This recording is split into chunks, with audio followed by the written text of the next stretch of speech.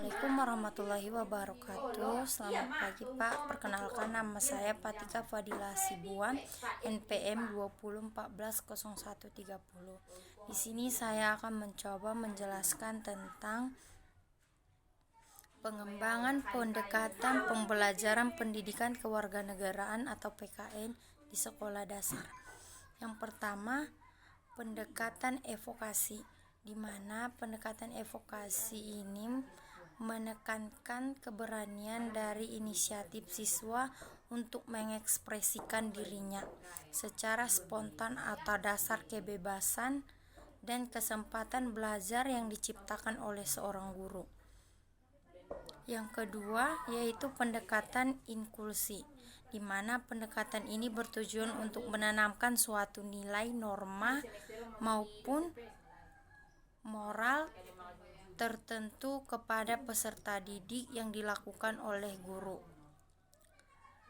Seperti salah satu teknik mengajar yang paling cocok untuk menekankan ini adalah teknik inquiry nilai atau value inquiry questioning testing dengan sejumlah target nilai yang akan dicapai dan memanipulasinya ke dalam sejumlah pertanyaan.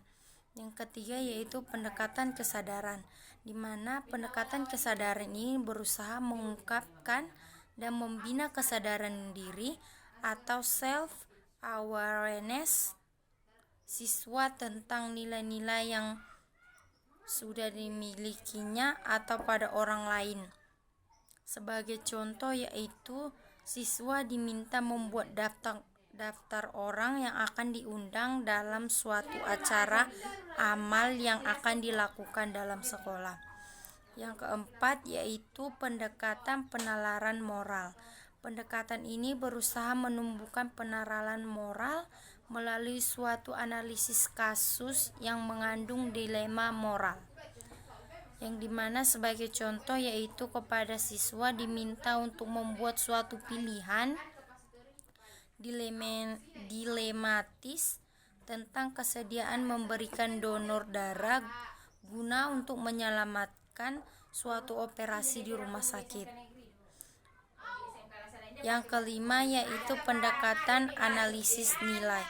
Pendekatan ini disebut pendekatan analisis nilai atau value analysis karena berusaha mengkaji atau menganalisis nilai yang terkandung di dalam suatu peristiwa atau stimulasi atau media lain.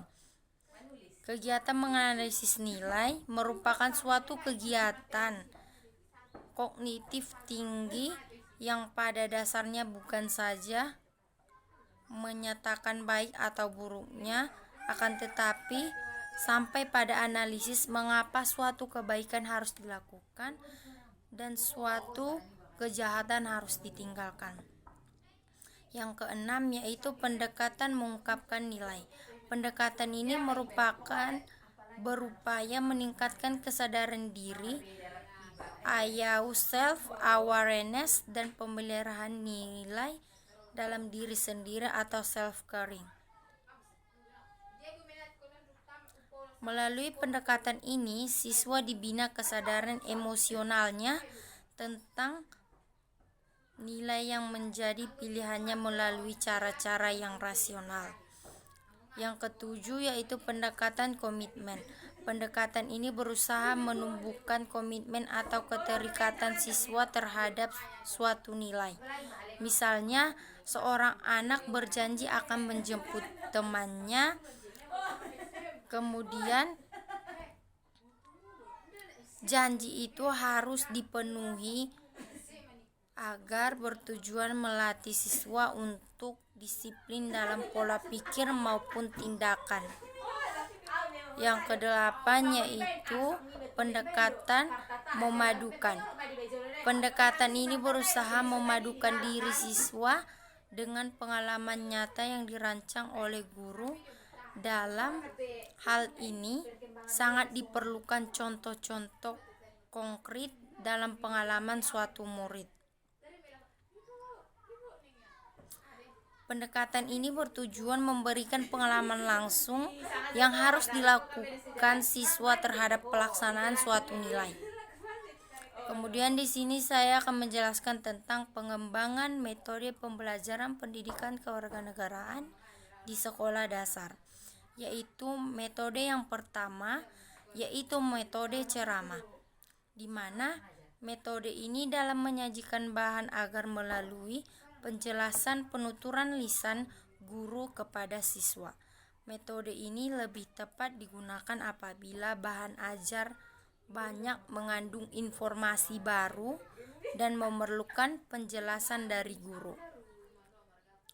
Kekuatan metode ini apabila digunakan dengan metode lain seperti metode tanya jawab atau diskusi yang saat ini lebih dikenal dengan ceramah bervariasi, sehingga murid bukan hanya mendengarkan akan tetapi berbicara dalam kegiatan proses belajar mengajarnya.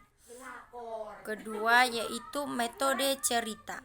Metode ini merupakan suatu cara untuk menanamkan suatu nilai atau moral kepada para siswa dengan mengungkapkan segala karakter kepribadian tokoh-tokoh tertentu melalui cerita hikayat, legend atau dongeng sebagainya. Metode ini lebih tepat digunakan dalam membantu penghayatan nilai-nilai moral serta sikap para siswa. Yang ketiga yaitu metode tanya jawab. Metode ini menyajikan bahan ajar melalui beberapa pertanyaan dari guru, terutama apabila dalam proses pembelajaran guru menggunakan teknik klarifikasi nilai. Oleh karena itu, guru dituntut menguasai teknik-teknik bertanya. Yang keempat yaitu metode diskusi. Metode diskusi ini bertujuan agar dalam proses pembelajaran terjadi komunikasi banyak arah atau multi-way traffic communication. Komunikasi banyak arah yang terdiri dari guru, murid, murid-guru, dan murid-murid sangat dituntut dalam pembelajaran yang berorientasi pada cara pembelajaran siswa aktif atau CBSA.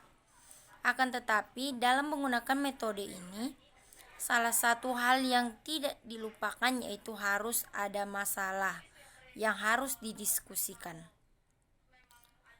Yang kelima yaitu metode penugasan. Metode ini berusaha melatih siswa untuk melaksanakan tugas berdasarkan petunjuk langsung yang telah dipersiapkan oleh guru. Tujuan penggunaan metode ini adalah agar siswa memperoleh pengalaman langsung nyata bekerja mandiri dan jujur. Sebagai contoh, misalnya siswa ditugaskan menulis pengalamannya dalam menolong adiknya. Yang keenam yaitu metode permainan atau kompetisi.